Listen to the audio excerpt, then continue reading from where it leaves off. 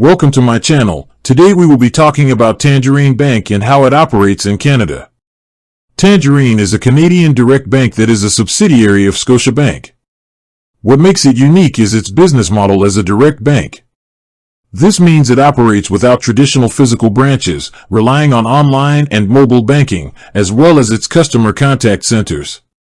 This approach allows them to reduce overhead costs and pass those savings on to their customers through competitive interest rates and no-fee daily banking. So, what services does Tangerine offer?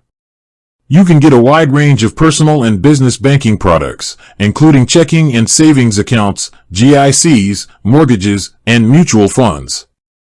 Their most popular accounts, like the no-fee daily checking account, are known for having no monthly fees and no minimum balance requirements.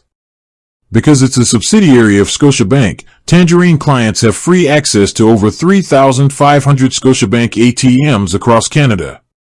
You can also use their mobile app to do things like deposit checks with your phone, manage your accounts, and send money.